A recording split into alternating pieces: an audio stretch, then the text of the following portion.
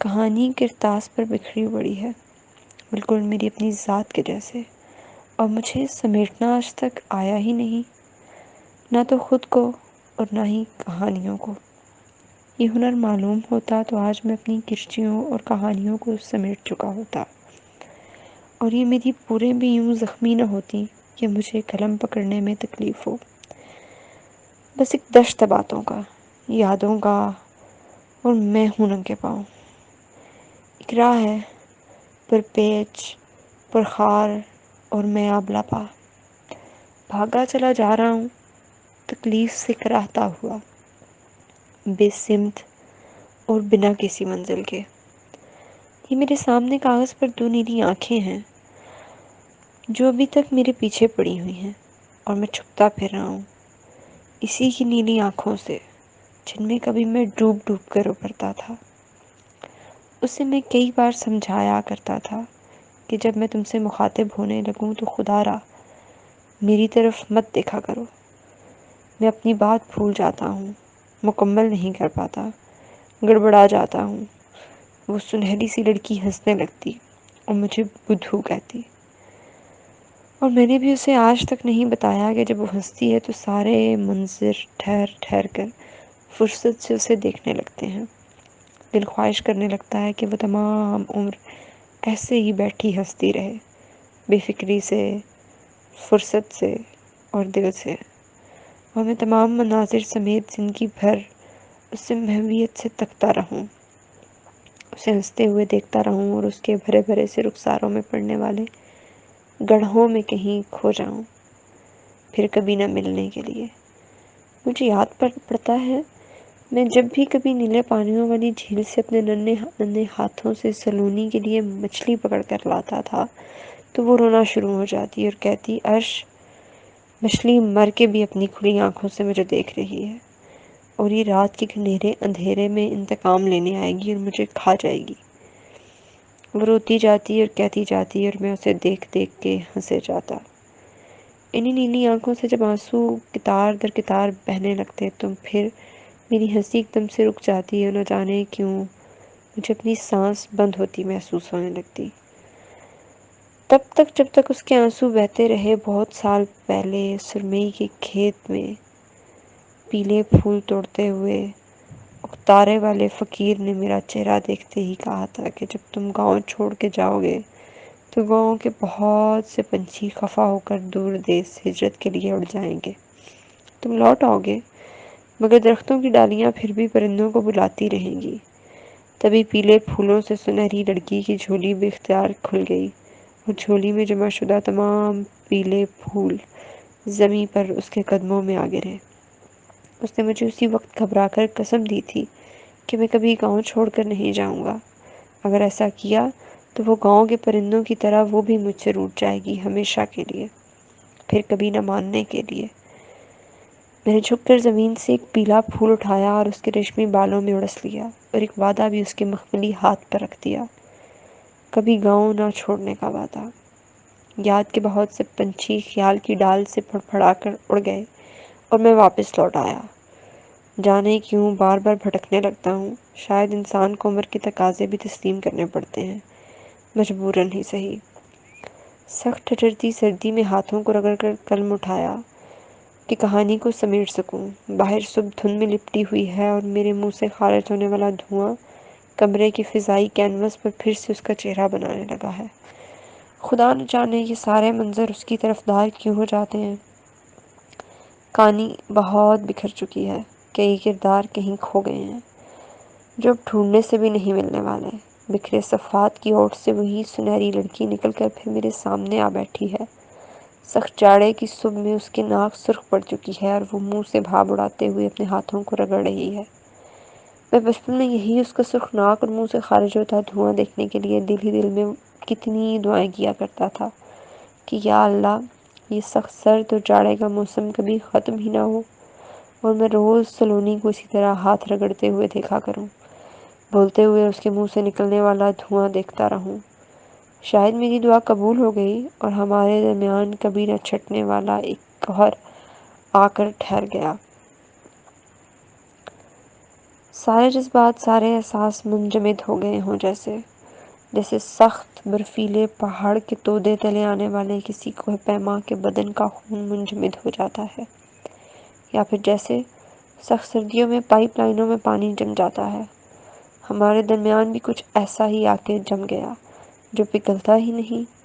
یہ شاید ہماری قسمت ہی تھی جو بیچ میں آخر ٹھہر گئی۔ قسمت سے اب کون لڑ سکتا ہے بھلا؟ تمہارا وعدہ کچا تھا عرش، اپنا وعدہ توڑ دیا تم نے، گاؤں چھوڑ دیا۔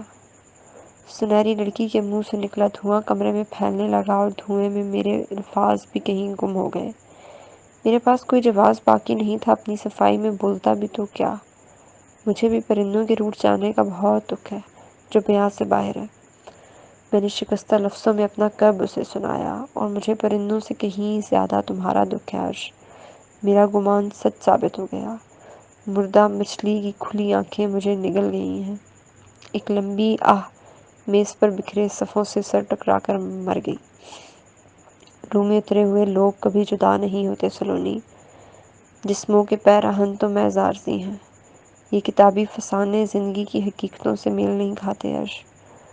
جب خواب اور خواہشیں ٹوٹ جائیں تو خوشی روٹھنے لگتی ہے، سانس ٹوٹنے لگتی ہے، روح کی پژمردگی ان جھوٹے دلاسوں سے کہیں ختم نہیں ہوتی۔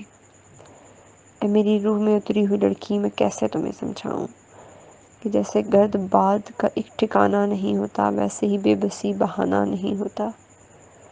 مجھے لفظوں کے کھیل نہیں آتے۔ میں حقیقتوں کا شفاف آئینہ دیکھ چکی ہوں جہاں کوئی بھی عکس دھندلا اور مبہم نہیں ہوتا۔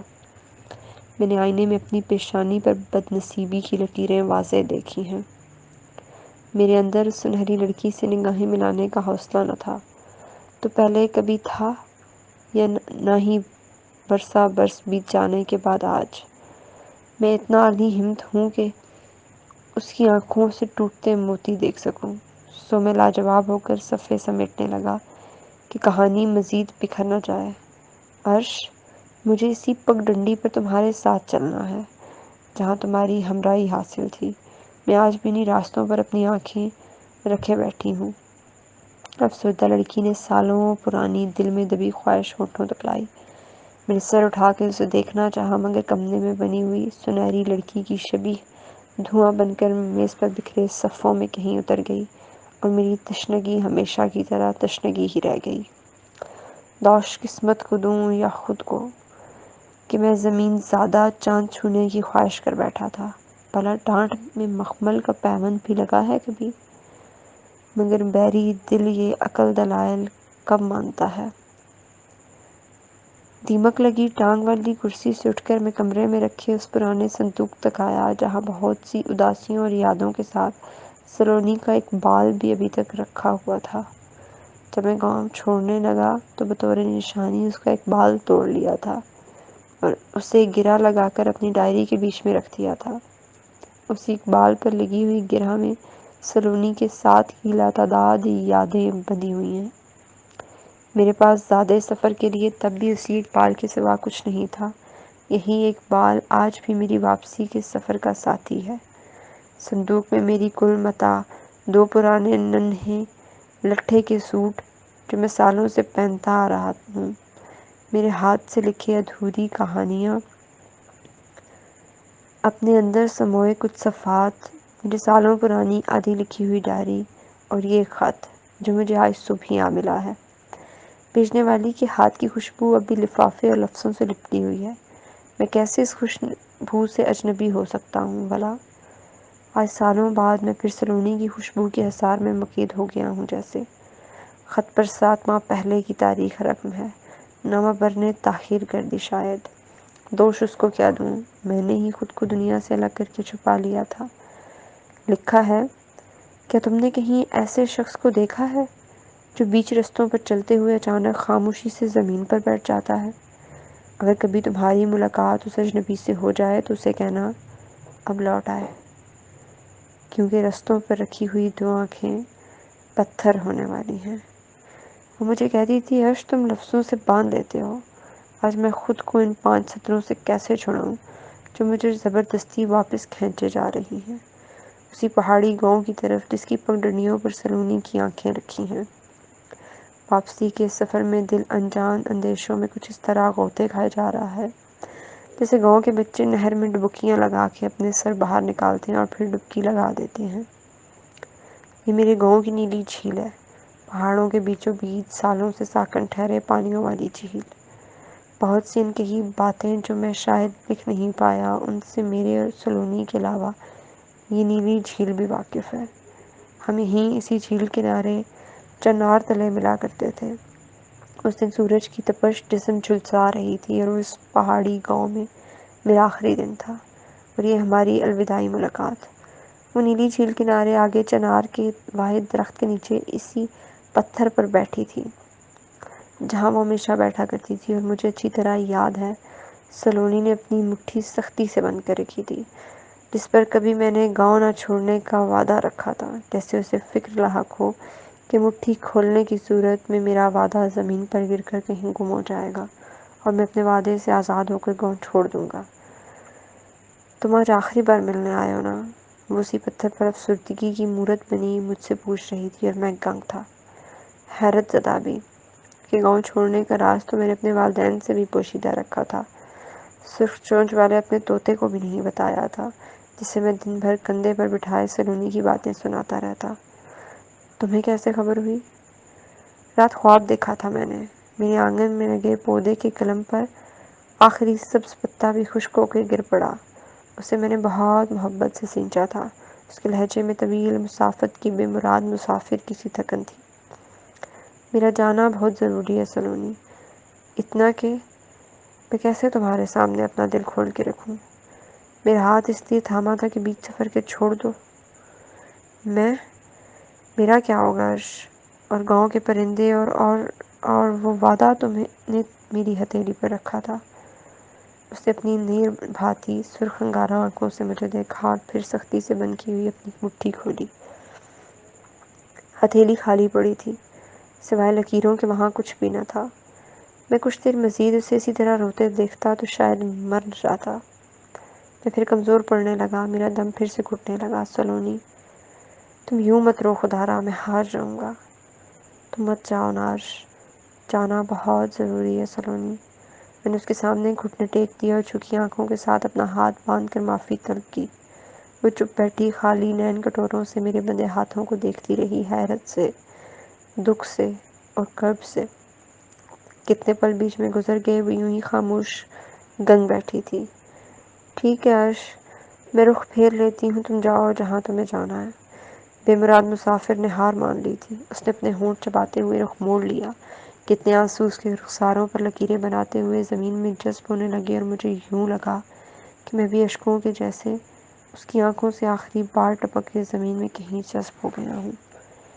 میں بھی کتنی دیر اپنے گھٹنوں پر بیٹھا اس کی پشت تکتا رہا اور پھر اپنی تمام ہمت مجتمع کر کے اٹھا، سلونی کے لمبے بالوں سے ایک بال توڑنے لگا۔ وہ اسی طرح بیٹھی رہی، بے حس و حرکت، جامد اور خاموش، اور پھر میں چلا آیا ہمیشہ کے لیے، اپنا پہاڑی گاؤں، اپنا گھر اور اپنی زندگی سلونی کو چھوڑ کر۔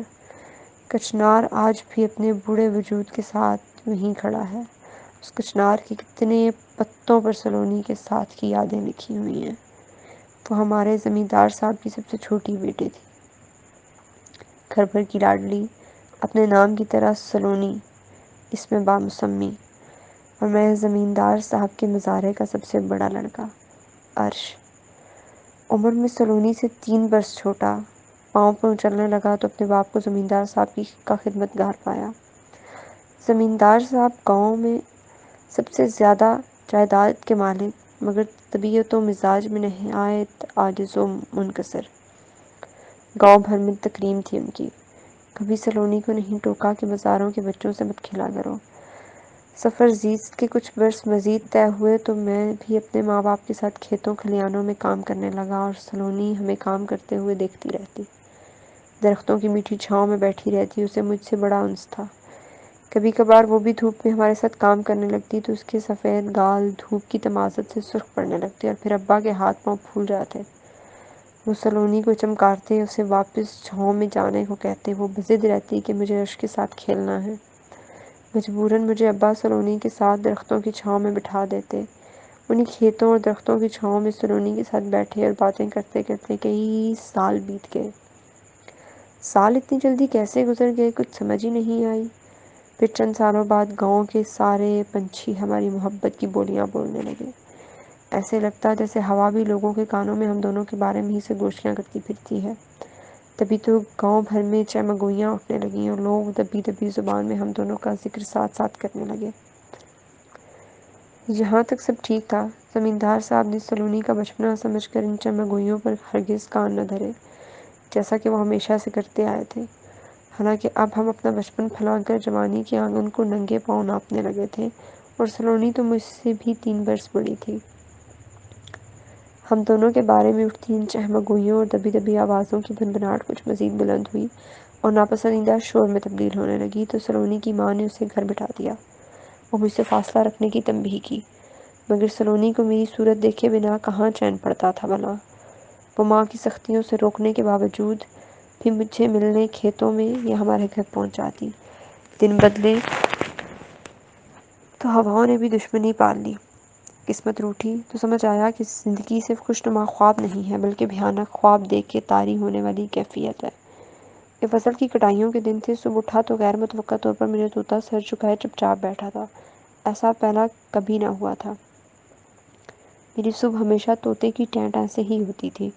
شام کو سلونی کا مکھڑا نظر آیا تو اس کے چہرے پر بھی پلاہٹ کا قبضہ سا جما تھا۔ آنکھیں سرخ جیسی ابھی رو رو کے میرے پاس آئی ہو۔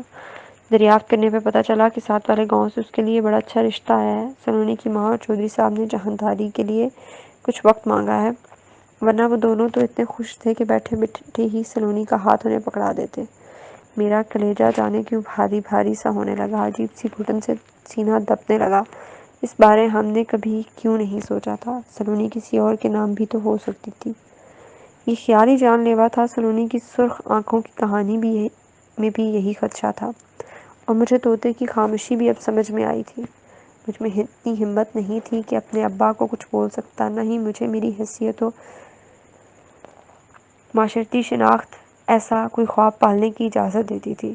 مگر خواب تو میں نے دیکھے تھے اور ہر رات دیکھے تھے، سلونی کے ساتھ کے خواب، اور تعبیر کو اللہ پر چھوڑ رکھا تھا۔ اپنی حیثیت سے آنکھیں چرا کر بھی میں نے ابا سے سلونی کے لیے عرضی رکھنے کو کہا۔ بابا پہلے تو حیرت سے بت بنے کتنے پلی ہوئی مجھے دیکھتے چلے گئے، بالکل خالی آنکھوں سے، جن میں سوائے حیرانی کے کچھ بھی نہیں تھا، اور بولے تو صرف اتنا: پگلا گئے؟ جھونپڑی میں سوتے ہوئے محلوں کے خواب نہیں دیکھا کرتے۔ زمیندار صاحب کو معلوم ہوا تو کیا گزرے گی ان پر؟ ہماری حیثیت ہی کیا ہے؟ ان کا دیا کھاتے چلے آ رہے ہیں سالوں سے۔ وہ سر پر ہاتھ نہ رکھتے تو آج ہم فاقوں سے مر چکے ہوتے۔ خبردار، خبردار پھر کبھی ایسا سوچا بھی تو۔ پہلی بار بابا نے مجھے چھڑکا تھا، وہ بھی اتنی سختی سے کہ میں چپ کا چپ بیٹھا رہ گیا، کچھ بھی نہ بول سکا۔ اور وہ سچ ہی تو بول گئے تھے کہ جب سے میں پیدا ہوا ابا کو زمیندار صاحب کی زمینوں پر کام کرتے ہوئے دیکھا۔ میں چپ ہو گیا، ہونٹ سی لیے، مگر سلونی کو کون چپ کراتا بھلا؟ اس نے تو گھر میں ضد پالی کہ مجھے صرف عرض چاہیے، ورنہ وہ نکاح میں انکار کر دے گی۔ سلونی کی ماں اور زمیندار صاحب نے لاکھ سمجھایا، ہزار منتیں کی، دنیا اور معاشرے کے قوانین و اصول پڑھ کر سنائے، جن کی روح سے کسی ایک شک میں بھی ہمارا ملن ممکن نہیں تھا۔ وہ زمیندار تھے اور ہم ان کے مزارے۔ لوگ کیا کہتے بھلا؟ رسم و رواج، میل ملاقات اور دنیاوی معاملات الگ بات ہے، رشتے جوڑنا الگ۔ ایسی کیا قیامت آ پڑی تھی کہ زمیندار صاحب کو اپنی لاڈلی اور آخری بیٹی مزارے کے بیٹے سے بہنا پڑی، وہ بھی خود سے 3 برس چھوٹے لڑکے سے؟ مگر سلونی نے کچھ بھی نہ سمجھنے کی قسم کھا رکھی تھی۔ زمیندار صاحب کو ڈر تھا کہ سلونی کا انکار دوسرے گاؤں تک پہنچ جاتا تو خدا نخواستہ پتہ نہیں کیا ہوتا۔ رات نے گاؤں پر اپنی کالی چادر اوڑھی تو زمیندار صاحب ہمارے کچے گھر رونق افزاں ہوئے، جو ان کی ہی دین تھی۔ بہت دیر تک باتیں ہوتی رہیں اماں، بابا اور زمیندار صاحب کے درمیان، اور میں کانپتے دل کے ساتھ اپنی چارپائی پر سے ان تینوں کو دیکھتا رہا۔ اور پھر میں نے دیکھا زمیندار صاحب نے ابا کے آگے ہاتھ باندھ دیے۔ ابا کے لیے اس سے بڑا تکلیف دہ منظر اور کیا ہو سکتا تھا بھلا؟ ابا نے مجھے بلایا اور میں خوف سے خشک پتوں کی طرح کھڑکتی ٹانگوں کے ساتھ ان کی عدالت میں آ کھڑا ہوا، اور پھر اور پھر ابا نے اپنی پگڑی اتار کر میرے پاؤں میں رکھ دی۔ زمیندار صاحب کے ہاتھ بھی بندھے ہوئے تھے۔ اماں کی آنکھیں بھی نہر بہتی جا رہی تھیں۔ بندھے ہاتھوں، نہر بہتی آنکھوں اور میرے پاؤں میں پڑی پگڑی کی ایک ہی التجا تھی کہ میں سلونی کی شادی تک کہیں دور شہر چلا جاؤں اور شادی سے پہلے واپس نہ آؤں۔ اسی رات میں نے اپنا پہاڑی گاؤں چھوڑنے کا فیصلہ کر لیا تھا، مگر سلونی کی شادی تک نہیں، ہمیشہ کے لیے، تاعمر۔ صبح اٹھ کے اپنے طوطے کو پنجرے سے نکال کر ہواؤں کے سپرد کیا، مگر وہ ایک اڑان بھر کر پھر سے ہماری دیوار پر آ بیٹھا۔ میں نے کئی بار اسے زبردستی اڑایا، گالیاں دی، دھتکار دی، مگر وہ بھی ٹھیک تھا، بار بار ایک لمبی اڑان بھر کے کچھ دیر بعد واپس آ جاتا۔ اور پھر اس دن یہیں اسی کچنار کے نیچے میں سلونی سے آخری اور الوداعی ملاقات کرنے گیا، مگر خدا جانے اسے کیسے خبر ہوگی کہ میں آج اس سے آخری بار ملنے آیا ہوں۔ میں سلونی کے لمبے بالوں سے بال توڑ کر چلا گیا اور وہ اسی طرح میز رف پشت کیے رخ موڑے چپ چاپ آنسو بہاتی رہی، جب تک میں اوجل نہیں ہو گیا اور پھر کہانی بکھر گئی۔ صرف کہانی نہیں بکھری تھی، کہانی کے دو مرکزی کردار بھی بکھر گئے تھے، عرش اور سلونی۔ اتنے برس بیت گئے، کچھ بھی تو نہ بدلا تھا، وہی گلیاں، وہی اونچے نیچے پہاڑ اور وہی گھر جن کی چھتوں پر سبزے کی چادریں تھیں، وہی شناسا لوگ جو اب غیر شناسا سے لگتے تھے، مگر کچنار اداس اداس سا لگا، اور یہ پتھر بھی جس پر سلونی اکثر بیٹھی مجھ سے بے تکان باتیں کیا کرتی تھی۔ پنچھی بھی خال خالی دکھائی دیے۔ گاؤں کی فضا میں عجیب سی اداسی کھڑی ہوئی تھی، جیسے سوگ برپا ہوتا ہے، یا پھر جیسے پورے گاؤں نے کچھ دن کے لیے چپ رہنے کی منت مان رکھی ہو۔ میں اپنی گلیوں میں گھومتا انہی رستوں پر سفر کرنے لگا جہاں کبھی سلونی میری ہم سفر ہوتی تھی۔ آج سلونی تو نہیں تھی، مگر پہلو کی جیب میں سلونی کی خوشبو بھرا مڑا تڑا سا خط رکھا تھا، اور سلونی کا اقبال۔ گاؤں کے نکڑ پر میلی سی رنگ برنگے چوکور خانوں والی چادر اوڑھے ایک ضعیف الوجود فقیر آج بھی اپنے ریشہ زدہ ہاتھ اکتارا بجا رہا تھا۔ بہت سال پہلے کی دھنیں میرے کانوں میں سرور بھرنے لگیں۔ میں اس فقیر کے پاس ہی دم لینے کو بیٹھ گیا اور بوڑھے کی دھنیں اپنے اندر اتارنے لگا۔ جانے کتنی دیر بعد اچانک سے دھن ٹوٹی اور بوڑھے نے اپنی پیشانی پر ہاتھوں کا تھجا سا بناتے ہوئے اپنی جھریوں بھری آنکھیں سکیڑ کر مجھے پہچاننے کی کوشش کی، اور پھر اگلے ہی لمحے ان بڑی آنکھوں میں شناخت کے بعد اداسی کی ایک لہر آ کے رکی۔ بابا، وہ اس رستے پہ رکھی ہوئی دو آنکھیں کہاں ہیں؟ میں ڈھونڈتے ڈھونڈتے اب تھک گیا ہوں۔ وہ تو پتھر ہو گئی بچہ، تم نے آنے میں بہت دیر کر دی۔ اس نے بیاہ سے انکار کر دیا تھا، پر تم چلے گئے، کبھی نہ واپس آنے کے لیے۔ یہ رشتہ ٹوٹ گیا اور وہ ضد کر کے ہمیشہ کے لیے تمہارے نام پر بیٹھ گئی۔ زمیندار صاحب نے سلونی کی ضد کے آگے ہار مان لی، مگر تم جانے تم کس تیز پیارے ہو گئے تھے جو مڑ کے خبر ہی نہ لی۔ تمہیں کہا بھی تھا جب تم گاؤں چھوڑو گے تو بہت سے پنچھی ناراض ہو کے دور دیس ہجرت کر جائیں گے، پھر کبھی نہ واپس آنے کے لیے۔ پنچھی تو چلے گئے، تم کیوں آئے ہو اب؟ بہت دیر کر دی تم نے، جاؤ چلے جاؤ، جاؤ پھر کہیں گم ہو جاؤ۔ بوڑھا مجھے پتھر کر کے اپنی تھیلی میں سامان سمیٹتے ہوئے اٹھ کھڑا ہوا۔ میں کتنی ہی دیر وہیں بیٹھا رہا، پھر میری ٹانگیں مجھے گھسیٹ کر گاؤں کے قبرستان کی طرف لے آئیں۔ ایک تازہ بنی ہوئی قبر پر سلونی کے نام کا سفید کتبہ لگا تھا، جس پر ہفتہ پہلے کی تاریخ درج تھی۔ میری ساری ہمتیں اور حوصلے ٹوٹ کر بکھر گئے۔ میں بالکل اس مٹی کے جیسے بھربھرا ہو گیا جس سے سلونی کی قبر بنائی گئی تھی۔ میں نے قبر چھوڑنے سے پہلے سلونی کا 7 ماہ پہلے کا لکھا ہوا وہ مڑا تڑا سا خط جو مجھے آج صبح موصول ہوا تھا، کتبے کے پاس مٹی میں دفن کر دیا، اور پھر اٹھ کے چل دیا، بے سمت، بے منزل، شاید اداس پنچھیوں کی تلاش میں جو اب مجھے پھر کبھی نہیں ملنے۔ میری مٹھی بند تھی، اور بند مٹھی میں سالوں پہلے سلونی کے سر سے توڑا گیا ایک گرا لگا ہوا بال۔